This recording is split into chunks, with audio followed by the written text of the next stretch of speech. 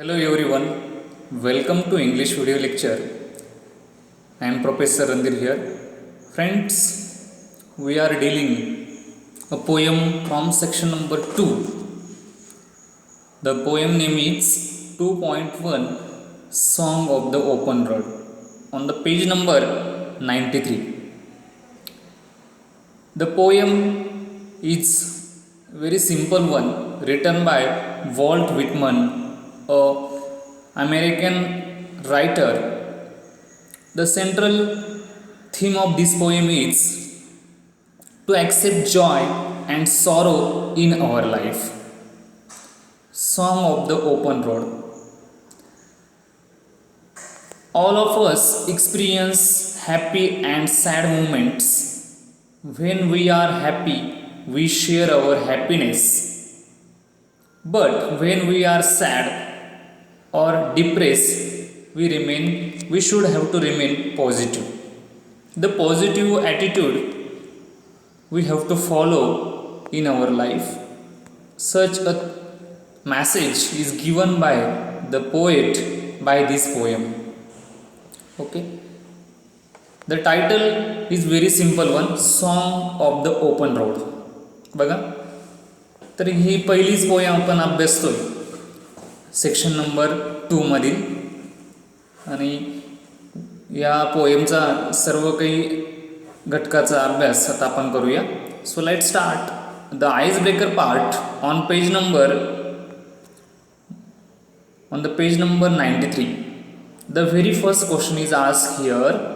Choose the mode of travel that you would like to want for a journey. Most for journey.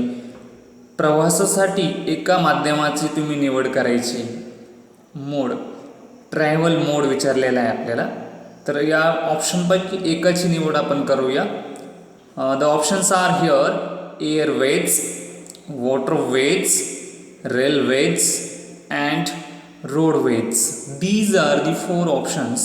Suppose we have select railways for our travel or for our journey.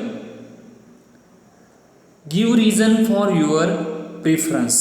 Why do you have chosen railway for your journey? We have to provide the preference for it. तर आपल्याला आपण railway या प्रवासासाठी railway माध्यमाचा का वापर करतोय किंवा का निवडले याचं आपल्याला या ठिकाणी एक्सप्लेनेशन द्यायचं आहे. Suppose it is the cheapest medium of travel in India. Obviously railway is the cheapest medium of travel in India. भारतामध्ये सर्वात स्वस्त प्रवास रेल्वेमार्फत आपण करू शकतो. The network of railway is very wide in India. भारतामध्ये रेल्वेचं जाळं हे खूप विस्तीर्ण आहे. Therefore another reason, it is a symbol of unity in diversity. It is a symbol of unity in diversity. विविधतेमध्ये एकता अबाधित ठेवण्याचं काम रेल्वेच्या माध्यमातून होत असतं. How it is? Because railway connects all the states part while journey. Another preference is like this: it gives perfect picture of Indian society. This thing is very important one. It gives perfect picture of Indian society. Obviously while traveling by the railway, we observe the atmosphere around us, the culture of the people, the society of the people. Such a things we mention while journey. These are the preferences that we have provided for this. Okay, the next question: discuss with your partner the preparation you would like to make for all the journey chosen. तर आपण आता दुसऱ्या प्रश्नाकडे जाऊया. तर या प्रश्नामध्ये असं विचारलं आहे की जर्नी सुरू करण्याची आपल्याला करायची आहे, त्यासाठी आपण कोणती तयारी करणार आहोत, प्रिपेरेशन काय करायचं, कशा प्रकारचं असायला हवं हे आपल्याला या ठिकाणी सांगायचं आहे. Suppose the preparation should be like this: collect information from the internet about the place. Suppose you have to visit Tirupati Balaji. समजा तुम्हाला बालाजीला जायचं आहे आणि त्या ठिकाणी जाण्यासाठी तुम्हाला काहीतरी त्या ठिकाणची माहिती असावी किंवा ते लोकेशन बद्दल किंवा त्या सर्व ट्रॅव्हलिंग जर्नी कशी होणार आहे या सर्व गोष्टीचा तुम्हाला एकदा आधी आढावा घ्यावा लागणार आहे. Collect information from the internet about the place. इंटरनेटवरून तुम्हाला त्या ठिकाणाची सविस्तर माहिती घ्यावी लागणार आहे. Another planning is that preparation. Book my tickets accordingly if I am travelling by train और by plane. Then after you have to buy a ticket or book your ticket. Another thing that the preparation, choose reasonably prices accommodation and book them. Accommodation is very important because the journey is long journey and we require to we require hotel for our stand. Therefore we have to make sure that the accommodation prices and the available facility in the place. Another preparation part is that the pack my rucksack. It means the luggage. तुमचं जे काही साहित्य तुम्हाला प्रवासासोबत लागणार आहे त्याची तुम्ही सर्व खात्री करून व्यवस्थित पॅक करून ते तुम्हाला ठेवावं लागणार आहे. See the next question. Discuss with your partner the preparation you would like to. Okay, this question is already done. Discuss the way in which you would overcome the problems, hindrance, difficulties you face during your journey. बघा या ठिकाणी असा प्रश्न विचारला आहे की तुम्हाला या प्रवासाच्या दरम्यान काय काय समस्यांचा सामना करावा लागलेला आहे त्या समस्या आपल्याला इथे सांगायच्या आहेत. Try to face the problems as they come and according to situation. परिस्थितीनुसार येणाऱ्या सर्व समस्यांचा सामना आपल्याला करावाच लागत असतो. तसंच प्रवासामध्ये अनेक काही समस्या येऊ शकतात, प्रॉब्लेम्स येऊ शकतात. त्या प्रॉब्लेम्सला आपल्याला आपल्या स्वतःच्या जबाबदारीने ते पार पाडायचे आहेत. Be mentally prepare for all eventualities. प्रवासादरम्यान कोणत्याही समस्या उद्भवल्यात त्यासाठी आपण मेंटली प्रिपेअर राहायचं आहे. If you are mentally prepare then you can solve the problems easily. Then the next one is that keep a backup plan ready to move ahead. Plan B is required for the journey. Suppose there is a rainfall और the snowfall in place of that you have chosen for journey. जर समजा तुम्ही जम्मू काश्मीरला जाताय किंवा वैष्णवदेवीकडे जाताय तर त्या ठिकाणी कोणती दरड कोसळणे, त्याचबरोबर हिमवर्षा, त्याचबरोबर तिथे लँडस्लायडिंग अशा प्रकारच्या काही समस्या होऊ शकतात. मग अशा वेळेस तुम्ही तिथे गेल्यानंतर अशा घटना घडल्यानंतर अडकून पडला तर मग प्लॅन बी तुमचा युटिलाइज तुम्ही करू शकता. त्यासाठी plan B is very important. It means another plan. Keep a backup plan ready to move ahead.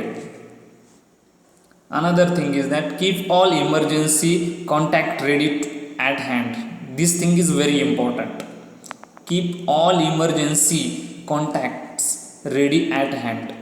जे काही सर्व आपत्कालीन व्यवस्थापन जे नंबर आहेत, कॉन्टॅक्ट लिस्ट नंबर आहेत ते तुमच्या अगदी जवळ असायला पाहिजेत तुमच्या मोबाईलमध्ये किंवा तुमच्याकडे एक डायरीज ठेवायला पाहिजे जेणेकरून तुम्ही त्या माध्यमातून कॉन्टॅक्ट साधू शकता. सपोज की तुमचा मोबाईलच लॉस्ट झाला तर मग मोबाईलमधील सर्व नंबर तुम्हाला कसे कळणार. So therefore we have to must carry a notebook with you. Another question is there. During every journey we have to observe certain rules. Discuss your ideas of the journey without any restrictions. You can begin like this. I would go alone with select friends. बघा, observe certain rules. बरेचसे नियम अटी वगैरे आपल्याला त्या प्रवासाच्या अनुषंगाने पाळावे लागत असतात आणि त्या कोणत्या आहेत त्याची आपल्याला माहिती घेणं गरजेचं आहे. I would go alone with selected friends और विथ फॅमिली. बघा आपल्याला यापैकी कोणत्या तरी एकाची निवड करावी लागणार आहे. Then I will not be choosy about food and will happily taste the local cuisine. This thing is very important. बघा प्रवासादरम्यान आपल्याला जे काही अन्नपदार्थ मिळणार आहेत ते त्या ठिकाणच्या लोकल कंडिशननुसार ते असतात आणि आपल्याकडील जे अन्नपदार्थ आहेत ते तिकडे मिळतीलच याची काही गॅरंटी नाही. त्यामुळे आपण जे काही अन्नपदार्थ आपल्याला जे प्रवासादरम्यान मिळतील ते आपण स्वीकारायचे आहेत, त्याचं सेवन करायचं आहे. जर आपण त्या गोष्टीसाठी जर हट्ट धरून बसलो जे काही आपल्याला पाहिजे तर ते तिथे मिळणे शक्य नाही आणि परिणामी आपल्याला त्या ठिकाणी उपासमार पण होऊ शकते. Therefore we will not be choosy about food and will happily taste the local cuisine. जे काही लोकल तिथलं खाद्य आहे ते तुम्ही नक्कीच घ्यायचं आहे. I will not heavy rigid about the maintaining time. वेळेचं जे काही आहे त्याचं पण आपण थोडंसं शिथिलता त्यामध्ये बाळगायची आहे. प्रत्येक गोष्टी आपल्या मनाप्रमाणेच घडतील असं काही नाही. I will make it a point to interact with the local people as much as possible to know their culture, their lifestyle and also their problems if any. प्रवासादरम्यान जे काही लोक त्या माझ्या आजूबाजूला असतील मी त्यांच्याशी संवाद साधून त्यांच्या जीवनशैलीबद्दल, त्यांच्या कल्चरबद्दल, संस्कृतीबद्दल माहिती करून घेण्याचा प्रयत्न नक्कीच करायचा आहे आपण. Such ice breaker part we have learn in this page. See the next page, page number 94, the introduction of the poet Walt Whitman, a great poet, American great poet. So let's start the information about the poet. Walt Whitman 1819 to 1892. He was born in the year 1892 and he died on the date 1892. The lifespan has given here. Walt Whitman's lifespan has given here. Was an American poet, essayist and journalist. He was a great American poet, an essayist and journalist. निबंधकार आणि journalist, पत्रकार म्हणून पण त्यांनी काम केलेलं आहे. Whitman is among the most influential poets in the American canon and it's often called the father of free verse.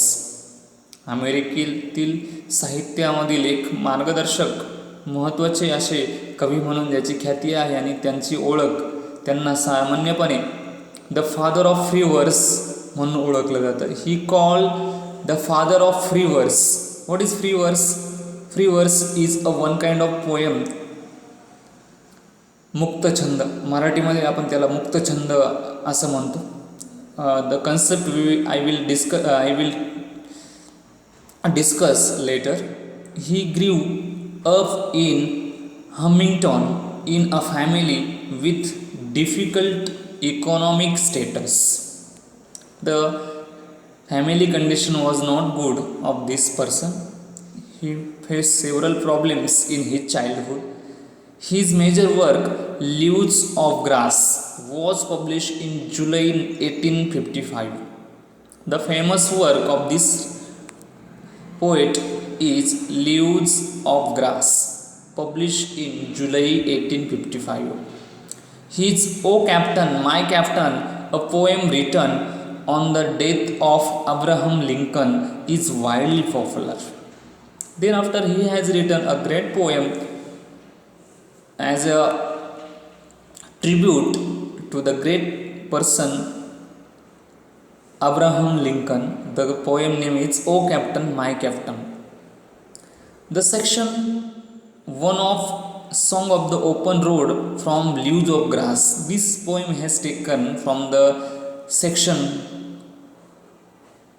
Song of the Open Road. Leaves of grass या पुस्तकातून ही कविता निवडलेली आहे. Is a beautiful blend of self awareness. ही अतिशय सुंदर अशी सेल्फ अवेअरनेसबद्दल या कवितेमध्ये सांगितलेलं आहे. Free will and tenderness of heart. आपलं मन हे नाजूक असतं. टेंडर म्हणजे नाजूकपणा त्याच्यामध्ये, त्या मनानुसार आपण मन हे खूप स्वच्छंदी असतं. It gives us poets realisation that along the journey of life one will face a taste of wisdom which is not tested in any school or university. Yes, exactly. It gives us poets realization. या कवितेतून कवी एक साक्षात्कार आपल्याला दाखवतो की जे प्रवासामधील जे काही आपल्याला ज्ञान मिळतं ते आपल्याला युनिव्हर्सिटीमधून सुद्धा मिळणार नाही, ही त्याची एक शाश्वती ते देतात. Yes, this thing is true. A road is something everyone uses, whether rich or poor, and it forces all levels of people to associate with one another. Obviously, रस्ता किंवा मार्ग हा सर्वांसाठीच असतो. त्याचा वापर श्रीमंत, गरीब आणि सर्व लोकच करत असतात. आणि ह्या सर्व लोकांना सामावून घेण्याची क्षमता त्या रस्त्यामध्ये असते, किंवा तो श्रीमंत गरीब असा भेदभाव कधीच करत नाही. जो त्या मार्गाने येईल त्याला ती वाट तो त्याच्या पावलांसाठी तयार ठेवत असतो. अशा या रस्त्याबद्दल किंवा जीवनाच्या द रोड सिग्निफाईज मोबिलिटी. तर बघा, रस्ता हा मोबिलिटी दर्शवत असतो. रस्त्याने येणारे जाणारे, मोबिलिटी म्हणजेच दळणवळण, रस्त्याच्या माध्यमातून प्रवास, देवाणघेवाण या सर्व गोष्टी घडत असतात. One can take the road as a point to start over towards something new. Obviously the way, the road हा आपल्याला निश्चित डेस्टिनेशनपर्यंत घेऊन जात असतो.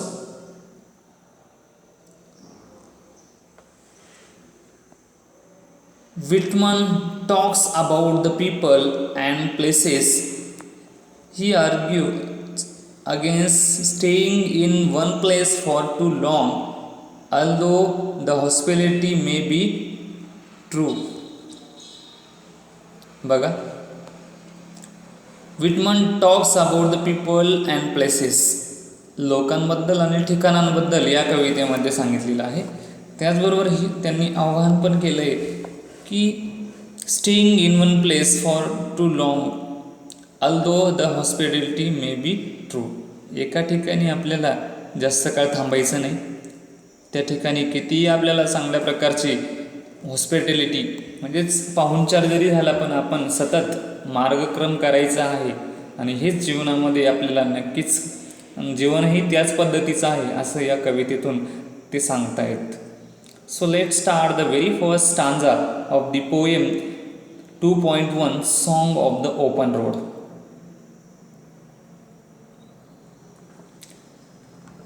The very first line of the poem is this: afoot and light-hearted I take to the open road, healthy free the world before me, the long brown path before me leading wherever I choose.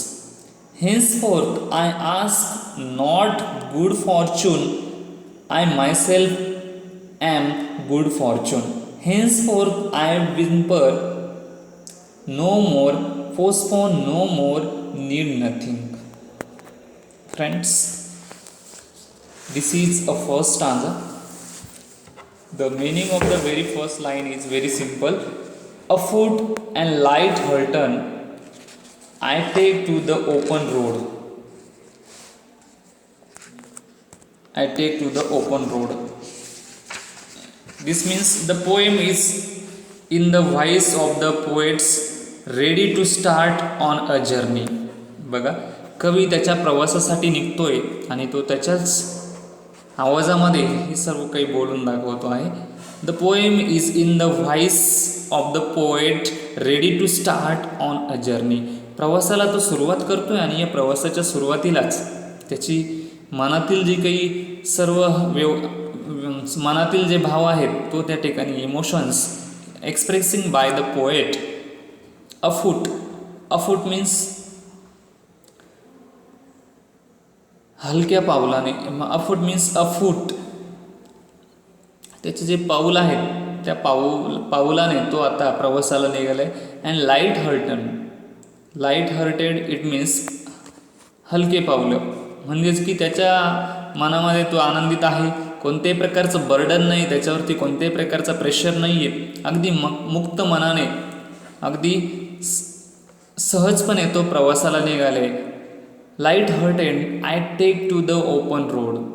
The way he has chosen for the journey is very fine, very good, and it's the roads call the open road.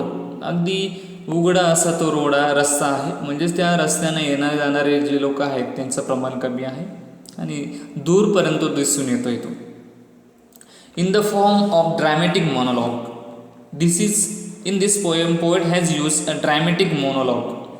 कवी या ठिकाणी dramatic मोनोलॉगचा वापर करतोय. Dramatic monologue it means की संवाद साधणे, संवाद करणे.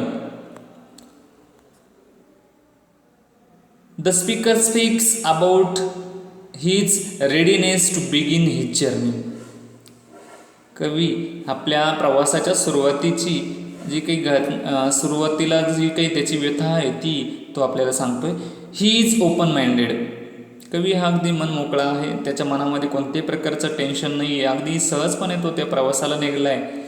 Therefore the poet has used the line afoot and light-hearted to take to the open road. Healthy free the world before me. The atmosphere around him is very fine, very healthy. The free nature is found him. He is open-minded, prepared to face the problem that he may come across, and he is ready to face the problems that will come across while journey. प्रवासादरम्यान त्याला जे काही अडथळे समस्या येतील त्या सोडवण्यासाठी तो अगदी तयार झालेला आहे. The long brown path before me leading wherever I choose. The long brown path means way. जो काही रस्ता आहे तो अगदी दूरपर्यंत आहे, विस्तीर्ण असा रस्ता आहे. Long brown path before me leading wherever I choose. The poet journey is metaphorical for the journey of life. Actually, the poet is not traveling.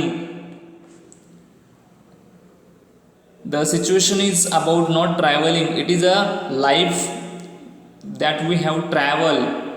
जीवनाचा जो प्रवास आहे तो आपल्याला ह्या माध्यमातून सांगण्याचा कवीने प्रयत्न केला आहे. Metaphorical for the journey of life. प्रतिकात्मक स्वरूपाची जर्नी इथं दाखवलेली आहे. खरं तर जो काही कवी आहे तो काही प्रवासाला निघालेला नाही, पण त्याचा जो जीवनाचा प्रवास आहे ते त्याला कशा रीतीचा असतो ही या ॲक्च्युअल प्रवासामार्फत तो व्यक्त करत आहे. हेन्सफोर्थ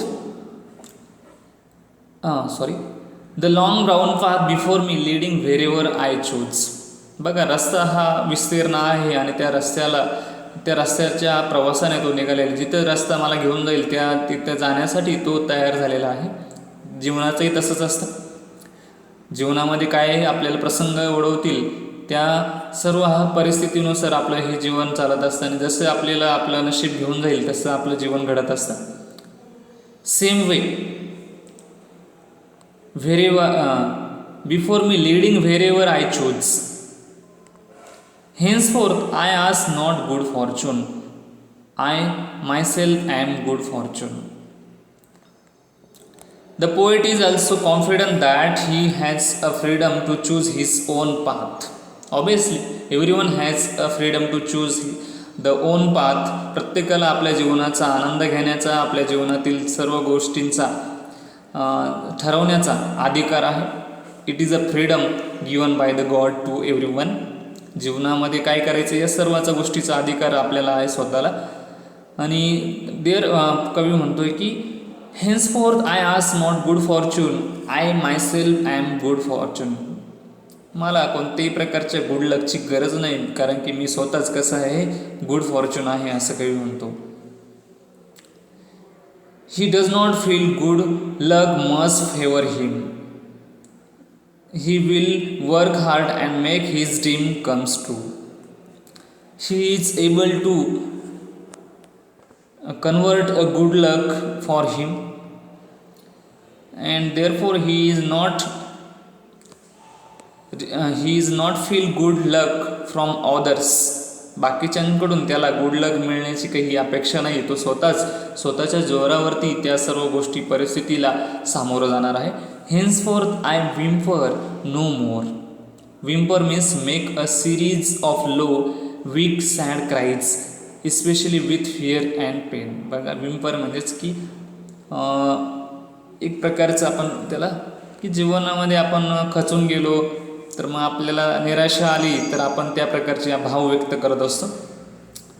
it's called a weak sad cries. एक प्रकारचं दुःख व्यक्त करणे. Henceforth I whimper no more.